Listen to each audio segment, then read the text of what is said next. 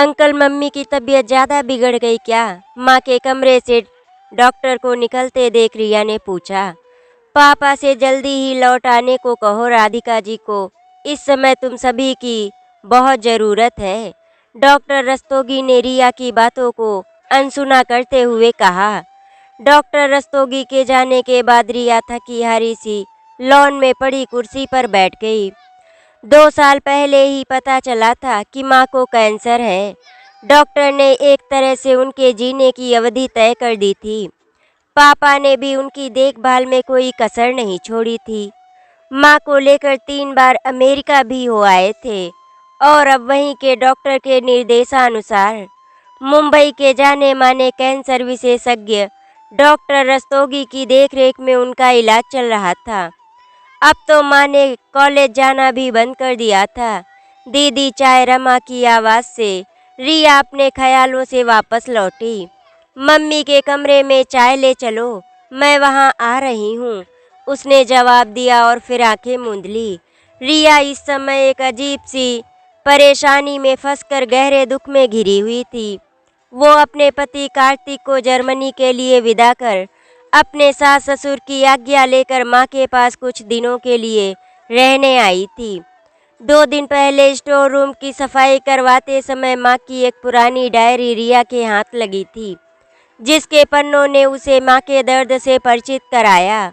ऊपर आ जाओ दीदी, रमा की आवाज़ ने उसे ज़्यादा सोचने का मौका नहीं दिया। रिया ने माँ के साथ चाय पी और हर बार की तरह उनके साथ ढेरों बातें की। इस बार रिया के अंदर की उथल पुथल को राधिका नहीं जान पाई थी। रिया चाय पीते पीते माँ के चेहरे को ध्यान से देख रही थी। उस निश्चल हंसी के पीछे वो दुख जिसे रिया ने हमेशा ही माँ की बीमारी का हिस्सा समझा था, उसका राज तो उसे 2 दिन पहले ही पता चला था। थोड़ी देर बाद नर्स ने आकर माँ को इंजेक्शन लगाया और आराम करने को कहा तो रिया भी नीचे अपने कमरे में आ गई। रह रहकर रिया का मन उसे कोस रहा था। कितना गर्व था उसे अपने व माता पिता के रिश्तों पर, जहाँ कुछ भी गोपनीय नहीं था। रिया के बचपन से लेकर आज तक उसकी सभी परेशानियों का हल उसकी माँ ने ही किया था, चाहे वो परीक्षाओं में पेपर की तैयारी करने की हो या किसी लड़के की दोस्ती की। सभी विषयों पर राधिका ने एक अच्छे मित्र की तरह उसका मार्गदर्शन किया और जीवन को अपनी तरह से जीने की पूरी आज़ादी दी। उसकी मित्र मंडली को उन माँ बेटी के इस मैत्रिक रिश्ते से ईर्ष्या होती थी। अपनी बीमारी का पता चलते ही राधिका को रिया की शादी की जल्दी पड़ गई, परंतु उन्हें इस बात के लिए ज़्यादा मेहनत नहीं करनी पड़ी। राज के व्यापारिक मित्र व जाने माने उद्योगपति रामनाथ के बेटे शिवम का रिश्ता जब रिया के लिए आया तो राधिका ने चट मंगनी पट ब्याह कर दिया। रिया ने शादी के बाद अपना जर्नलिज्म का कोर्स पूरा किया। दीदी माँ जी खाने पर आपका इंतजार कर रही हैं, रमा ने कमरे के अंदर झांकते हुए कहा। खाना खाते समय रिया का मन माँ से बार बार खुलकर बातें करने को कर रहा था, मगर वो चुप ही रही। माँ को दवा देकर रिया अपने कमरे में चली आई। कितनी गलत थी मैं, कितना नाज था मुझे अपनी और माँ की दोस्ती पर, मगर दोस्ती तो हमेशा माँ ने ही निभाई। मैंने आज तक उनके लिए क्या किया, लेकिन इसमें शायद थोड़ा बहुत कसूर हमारी संस्कृति का भी है, जिसने नवीनता की चादर ओढ़ते हुए समाज को इतनी आज़ादी तो दे दी थी कि माँ चाहे तो अपने बच्चों की राजदार बन सकती थी, मगर संतान हमेशा संतान ही रहेगी। उन्हें माता पिता के अतीत में झांकने का कोई हक नहीं। आज रिया अपने आप से ही सब कुछ कह सुन रही थी। हमारी संस्कृति क्या किसी विवाहिता को ये इजाज़त देती है कि वो अपनी पुरानी गोपनीय बातें या प्रेम प्रसंग की चर्चा अपने पति या बच्चों से करे? यदि ऐसा हुआ तो तुरंत ही उसे चरित्रहीन करार दे दिया जाएगा। हाँ, ये बात अलग है कि वो अपने पति के अतीत को जानकर भी चुप रह सकती है और बच्चों के बिगड़ते चाल चलन को भी सबसे छिपा कर रख सकती है। रिया का हृदय आज तर्क पर तर्क दे रहा था और उसका दिमाग खामोशी से सुन रहा था। रिया सोच सोच कर जब बहुत परेशान हो गई तो उसने कमरे की लाइट बंद कर दी। माँ की वो डायरी पढ़कर रिया तड़प कर रह गई थी, ये सोचकर कि जिन्होंने अपनी सारी उम्र इस घर को, उसके जीवन को सजाने संवारने में लगा दिया, जो हमेशा एक अच्छी पत्नी, माँ और उससे भी ऊपर एक मित्र बनकर उसके साथ रही, उस स्त्री के मन का एक कोना आज भी गहरे दुख और अपमान की आग में झुलस रहा था। उस डायरी से ही रिया को पता चला कि उसकी माँ यानी राधिका की एमएससी करते ही सगाई हो गई थी। राधिका के पिता ने एक उद्योगपति घराने में बेटी का रिश्ता पक्का किया था। लड़के का नाम था अमित साहनी। ऊंची कद काठी, गोरा रंग, रौबदार व्यक्तित्व का मालिक था अमित। राधिका पहली ही नज़र में अमित को दिल दे बैठी थी। शादी अगले साल होनी थी, इसीलिए राधिका ने पीएचडी करने की सोची तो अमित ने भी हामी भर दी। अमित का परिवार दिल्ली में था, फिर भी वो हर सप्ताह राधिका से मिलने आगरा चला आता, मगर ठहरता गेस्ट हाउस में ही था। उसकी इन मुलाकातों में परिवार की रजामंदी भी शामिल थी, इसीलिए उनका प्यार परवान चढ़ने लगा। पर राधिका ने इस प्यार को एक सीमा रेखा में बांधे रखा, जिसे अमित ने भी कभी तोड़ने की कोशिश नहीं की थी। राधिका की परवरिश उनके पिता, बुआ व दादाजी ने की थी। उनकी माँ तो 2 साल की उम्र में ही उन्हें छोड़कर मुंबई चली गई थी। उसके बाद किसी ने माँ की खोज खबर नहीं ली। राधिका को भी माँ के बारे में कुछ भी पूछने की इजाज़त नहीं थी। बुआ जी के प्यार ने उन्हें कभी माँ की याद नहीं आने दी। बड़ी होने पर राधिका ने स्वयं को जीवन भर एक अच्छी और आदर्श पत्नी व माँ बनकर रहने का वादा किया था, जिसे उन्होंने बखूबी पूरा किया था। उनकी शादी से पहले की दिवाली आई। राधिका के ससुराल वालों की ओर से ढेरों उपहार खुद अमित लेकर आया था। अमित ने अपनी तरफ से राधिका को रत्न जड़ी सोने की अंगूठी दी थी। कितना इतरा रही थी राधिका अपने आप पर। बदले में पिताजी ने भी अमित को अपने स्नेह और शगुन से सिर से पांव तक तौल दिया था। दोपहर के खाने के बाद बुआ जी के साथ घर के सामने वाले बगीचे में अमित और राधिका बैठे गपशप कर रहे थे। इतने में उनके चौकीदार ने एक बड़ा सा पैकेट और रसीद लाकर बुआ जी को थमा दी। रसीद पर नज़र पड़ते ही बुआ जी खींचती हुई बोली, 2 महीने पहले कुछ पुराने एल्बम दिए थे, अब जाकर उस स्टूडियो वालों को इन्हें चमकाकर भेजने की याद आई है और पैसे लेने वे घर के अंदर चली गई। लो अमित, तब तक हमारे घर की कुछ पुरानी यादों में तुम भी शामिल हो जाओ। कहकर राधिका ने एक एल्बम अमित की ओर बढ़ा दिया और खुद देखने लगी। संयोग से राधिका के बचपन की फोटो वाला एल्बम अमित के हाथ लगा, जिसमें हर एक तस्वीर को देखकर वो राधिका को चिढ़ा चिढ़ा कर मजे ले रहा था। अचानक एक तस्वीर पर जाकर उसकी नज़र ठहर गई। ये कौन है राधिका, जिसकी गोद में तुम बैठी हो? अमित जैसे कुछ याद करने की कोशिश कर रहा था। ये मेरी माँ है, तुम्हें तो पता ही है कि ये हमारे साथ नहीं रहती, पर तुम ऐसे क्यों पूछ रहे हो? क्या तुम इन्हें जानते हो? राधिका ने उत्सुकता से पूछा। नहीं, बस ऐसे ही पूछ लिया, अमित ने कहा। ये हम सबको छोड़कर वर्षों पहले ही मुंबई चली गई थी। ये स्वर बुआ जी का था। बात वहीं खत्म हो गई। शाम को अमित सबसे विदा लेकर दिल्ली चला गया। इतना पढ़ने के बाद रिया ने देखा कि डायरी के कई पन्ने खाली थे, जैसे उदास हो। फिर अचानक एक दिन अमित साहनी के पिता का माफ़ी भरा फ़ोन आया कि वो शादी नहीं हो सकती। सभी को जैसे सांप सूंघ गया। किसी की समझ में कुछ भी नहीं आया। अमित 2 सप्ताह के लिए बिजनेस का बहाना कर जापान चला गया। इधर उधर की खूब बातें हुई, पर बात वही की वही रही। एक तरफ अमित के घरवाले जहां शर्मिंदा थे, वहीं दूसरी तरफ राधिका के घरवाले क्रोधित व अपमानित। लाख चाहकर भी राधिका अमित से संपर्क न बना पाई और न ही इस धोखे का कारण जान पाई। जग हंसाई ने पिता को तोड़ डाला। 5 महीने तक बिस्तर पर पड़े रहे, फिर चल बसे। राधिका के लिए ये दूसरा बड़ा आघात था। उनकी पढ़ाई बीच में ही छूट गई। बुआ जी ने फिर से राधिका को अपने आंचल में समेट लिया। समय बीतता रहा। इस सदमे से उबरने में उसे 2 साल लग गए तो उन्होंने अपनी पीएचडी पूरी की। बुआ जी ने उन्हें अपना वास्ता देकर अमित साहनी जैसे ही मुंबई के जाने माने उद्योगपति के बेटे परेश से उनका विवाह कर दिया। अब राधिका अपना अतीत अपने दिल के एक कोने में दबाकर वर्तमान में जीने लगी।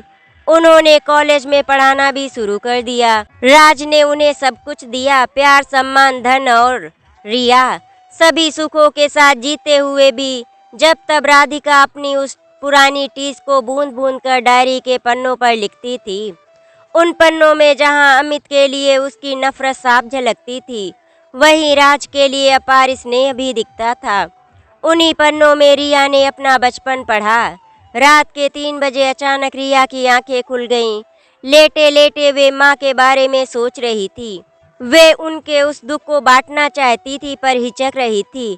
अचानक उसकी नज़र उस बड़ी सी पोस्टर नुमा तस्वीर पर पड़ी जिसमें वो अपने मम्मी पापा के साथ खड़ी थी। वो पलंग से उठकर तस्वीर के करीब आ गई। काफ़ी देर तक माँ का चेहरा यूं ही निहारती रही।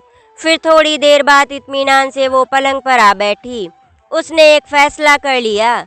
सुबह 6 बजे ही उसने पापा को फ़ोन लगाया। सुनकर रिया आश्वस्त हो गई कि पापा के लौटने में सप्ताह भर बाकी है। वो पापा की गैर मौजूदगी में ही अपनी योजना को अंजाम देना चाहती थी। उस दिन वो दिल्ली में रह रहे दूसरे पत्रकार मित्रों से फ़ोन पर बातें करती रही। दोपहर तक उसे ये सूचना मिल गई कि अमित साहनी इस समय दिल्ली में अपने पुश्तैनी मकान में है। शाम को माँ को बताया कि दिल्ली में उसकी एक पुरानी सहेली एक डॉक्यूमेंट्री फिल्म तैयार कर रही है और इस फिल्म निर्माण का अनुभव वो भी लेना चाहती है। माँ ने हमेशा की तरह हामी भर दी। रिया नर्स और रमा को कुछ हिदायतें देकर दिल्ली चली गई। अब समस्या थी अमित साहनी जैसी बड़ी हस्ती से मुलाकात की। दोस्तों की मदद से उन तक पहुंचने का समय उसके पास नहीं था। इसीलिए उसने योजना के अनुसार अपने सास ससुर रामनाथ ने से अपनी एक दोस्त का नाम लेकर अमित साहनी से मुलाकात का समय फिक्स कराया। रामनाथ के लिए ये कोई बड़ी बात नहीं थी। अगले दिन सुबह 10 बजे का वक्त रिया को दिया गया। आज ऐसे वक्त में पत्रकारिता का कोर्स उसके काम आ रहा था। खैर, माँ की नफरत से मिलने के लिए उससे खुद को पूरी तरह से तैयार कर लिया था। अगले दिन पूरी जांच पड़ताल के बाद रिया ठीक 10 बजे अमित साहनी के सामने थी। वे इस उम्र में भी तंदुरुस्त और आकर्षक थे। पोता पोती व पत्नी भी उनके साथ थे। परिवार सहित उनकी कुछ तस्वीरें लेने के बाद रिया ने उनसे कुछ औपचारिक प्रश्न पूछे, पर असल मुद्दे पर ना आ सकी क्योंकि उनकी पत्नी भी कुछ दूरी पर बैठी थी। रिया इसके लिए भी तैयार होकर आई थी। उसने अपनी फोटोग्राफ बुक अमित साहनी की ओर बढ़ा दी। अमित साहनी ने जैसे ही चश्मा लगाकर पेन पकड़ा, उसकी नज़र राधिका की पुरानी तस्वीर पर पड़ी। उसके नीचे लिखा था, मैं राधिका जी की बेटी हूँ और मेरा आपसे मिलना बहुत ज़रूरी है। पढ़ते ही अमित का हाथ रुक गया। उन्होंने प्यार भरी एक भरपूर नज़र रिया पर डाली और बुक में कुछ लिखकर बुक रिया की ओर बढ़ा दी। फिर चश्मा उतारकर पत्नी ने आंख बचाकर अपनी नम आँखों को पोंछा। रिया ने पढ़ा लिखा था, जीती रहो, अपना नंबर दे जाओ। पढ़ते ही रिया ने पर्स में से अपना कार्ड उन्हें थमा दिया और चली गई। फ़ोन से उसका पता मालूम कर तड़के 5:30 बजे ही अमित साहनी सिर पर मफलर डाले रिया के सामने थे। सुबह की सैर का यही 1 घंटा है जब मैं नितांत अकेला रहता हूँ, उन्होंने अंदर आते हुए कहा था। रिया उन्हें इस तरह देखकर आश्चर्य में तो जरूर थी, पर जल्दी ही खुद को संभालते हुए बोली, सर समय बहुत कम है, इसीलिए सीधी बात करना चाहती हूँ। मुझे भी तुमसे यही कहना था। अमित भी उसी लहजे में बोले। जब तक वेटर चाय रख गया, मेरी मम्मी आपकी ही जबान से कुछ जानना चाहती थी, गंभीरता से रिया ने कहा। सुनकर अमित साहनी की नजरें झुक गई। आप मेरे साथ कब चल रहे हैं माँ से मिलने? बिना कुछ सोचे रिया ने अगला प्रश्न किया। अगर मैं तुम्हारे साथ चलने से मना कर दूं तो? अमित साहनी ने सख्ती से पूछा। मैं इससे ज़्यादा आपसे उम्मीद भी नहीं करती, मगर इंसानियत के नाते ही सही, अगर आप उनका जरा सा भी सम्मान करते हैं तो उनसे ज़रूर मिलिएगा। वे अपने जीवन के अंतिम पड़ाव पर हैं। कहते कहते नफरत और दुख से रिया की आंखें भर आई। क्या हुआ राधिका को? चाय का कप मेज पर रखकर चौंकते हुए अमित ने पूछा, उन्हें कैंसर है और पता नहीं अब कितने दिन है। रिया भरे गले से बोल गई, ओ सॉरी बेटा, तुम जाओ, मैं जल्दी ही मुंबई आऊँगा। अमित साहनी धीरे से बोले और रिया से उसके घर का पता लेकर चले गए। दोपहर को रिया माँ के पास पहुँच गई। कैसी रही तेरी फिल्म, माँ ने पूछा। अभी पूरी नहीं हुई मम्मी, पर वहाँ जाकर अच्छा लगा, कहकर रिया माँ के गले लग गई। दीदी कल रात माँ जी खुद उठकर अपने स्टोर रूम में गई थी। लग रहा था जैसे कुछ ढूंढ रही हूँ, काफ़ी परेशान लग रही थी, रमा ने सीढ़ियाँ उतरते हुए कहा। थोड़ी देर बाद माँ ने आंख बचाकर उसने उनकी डायरी स्टोर रूम में ही रख दी। उसी रात रिया को अमित साहनी का फ़ोन आया कि वो कल 11:30 बजे की फ़्लाइट से मुंबई आ रहे हैं। रिया को माँ की डायरी का हर वो पन्ना याद आ रहा था जिसमें लिखा थी कि काश मृत्यु से पहले एक बार अमित उसके सवालों के जवाब दे जाता। कल का दिन माँ की जिंदगी का अहम दिन बनने जा रहा था। यही सोचते हुए रिया की आंखें लग गईं। अगले दिन उसने नर्स से दवा आदि के बारे में समझकर उसे भी रात को आने को बोल दिया। करीब 1 बजे अमित साहनी उनके घर पहुंचे। रिया ने हाथ जोड़कर उनका अभिवादन किया तो उन्होंने ढेरों आशीर्वाद दे डाले। आप यहीं बैठिए, मैं माँ को बताकर आती हूँ। एक विनती है हमारी, मुलाकात का माँ को पता न चले, शायद बेटी के आगे वे कमज़ोर पड़ जाएं। रिया ने कहा और ऊपर चली गई। मम्मी आपसे कोई मिलने आया है, उसने अनजान बनते हुए कहा। कौन है?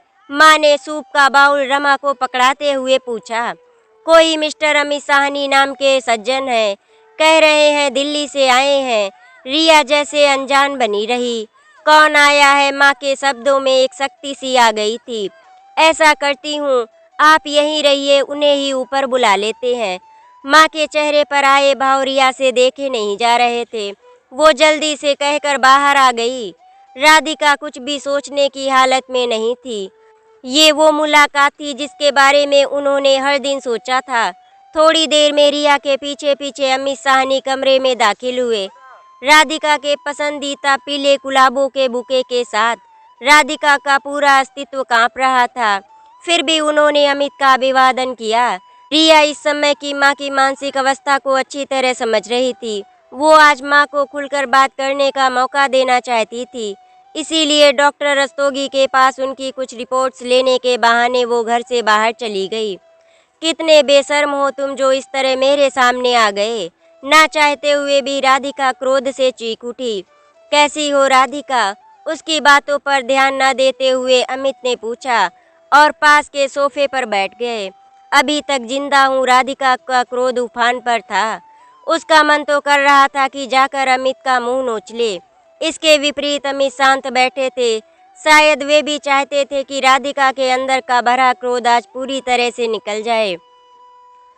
होटल ताज में रामनाथ जी से मुलाकात हुई थी, उन्हीं से तुम्हारे बारे में पता चला। तभी से मन बार बार तुमसे मिलने को कर रहा था। अमित ने रिया के सिखाए शब्द दोहरा दिए, परंतु वो स्वयं उसके दिल की बात थी। मेरे साथ इतना बड़ा धोखा क्यों किया अमित? अपलक अमित को देख रही राधिका ने उनकी बातों को अनसुना कर अपनी बात रखी। इतने में रमा चाय और नाश्ता रख गई। तुम्हें याद है कि वो दोपहर जब मैं एक तस्वीर के विषय में तुमसे पूछा था और तुमने उन्हें अपनी माँ बताया था? अमित ने राधिका को पुरानी बातें याद दिलाई। राधिका यूं ही खामोश बैठी रही तो अमित ने आगे कहना शुरू किया। उस तस्वीर को मैं तुम सबसे छिपाकर एक शक दूर करने के लिए अपने साथ दिल्ली ले गया था। मेरा शक सही निकला था। ये वृंदा यानी तुम्हारी माँ वही औरत थी जो दिल्ली में अपने पार्टनर के साथ एक मशहूर ब्यूटी पार्लर और मसाज सेंटर चलाती थी। इसमें पहले वो यहीं मुंबई में मॉडलिंग करती थी। उनका नया नाम वैंडी था। इसके बाद अमित ने अपनी चाय बनाई और राधिका को भी दी।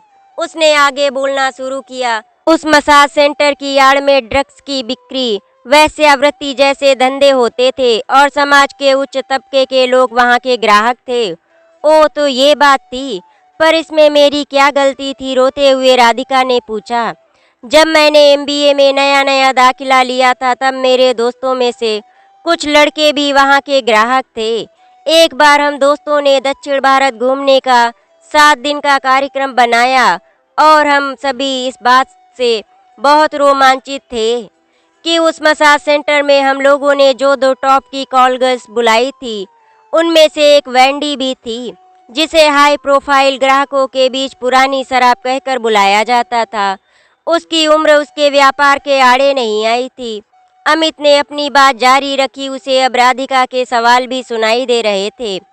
चाय का कप मेज पर रखते हुए अमित ने फिर कहना शुरू किया, मेरी परवरिश ने मेरे कदम जरूर बहका दिए थे राधिका, पर मैं इतना भी नीचे नहीं गिरा था कि जिस स्त्री के साथ 7 दिन बिताए थे, उसी की मासूम और अनजान बेटी को पत्नी बनाकर उसके साथ जिंदगी बिताता। मेरा विश्वास करो राधिका, ये घटना तुम्हारे मिलने से पहले की है। मैं तुमसे बहुत प्यार करता था, मुझे अपने परिवार की बदनामी का भी डर था, इसीलिए तुमसे बिना कुछ कहे सुने दूर हो गया। कहकर अमित ने अपना सिर सोफे पर टिका दिया। आज बरसों का बोझ उनके मन से हट गया था। राधिका भी अब लेट गई थी। वे अभी भी खामोश थी। थोड़ी देर बाद अमित चले गए। उनके जाने के बाद राधिका बहुत देर तक रोती रही। रात के खाने पर जब रिया ने अमित के बारे में पूछा तो उन्होंने उसे पुराना पारिवारिक मित्र बताया। लगभग 3 महीने बाद राधिका चल बसी, परंतु इतने समय उनके अंदर की खुशी को सभी ने महसूस किया था। उनके मृत चेहरे पर भी रिया ने गहरी संतुष्टि भरी मुस्कान देखी थी। माँ की 13वीं वाले दिन अचानक रिया को उस डायरी की याद आई। उसमें लिखा था, मुझे क्षमा कर देना अमित, तुमने अपने साथ साथ मेरे परिवार की इज्जत भी रख ली थी। मैं पूर्ण रूप से तृप्त हूँ। मेरी सारी प्यास बुझ गई। पढ़ते ही रिया ने डायरी सीने से लगा ली। उसमें उसे माँ की गर्माहट महसूस हुई। आज उसे स्वयं पर गर्व था, क्योंकि उसने सही मायने में माँ के प्रति अपनी दोस्ती का फर्ज तो अदा कर दिया था। आशा करती हूँ आपको हमारी कहानी अच्छी लगी होगी। अगर आपको हमारी कहानी अच्छी लगी तो वीडियो को लाइक एंड शेयर करें, चैनल को सब्सक्राइब करें। वीडियो देखने के लिए आपका धन्यवाद।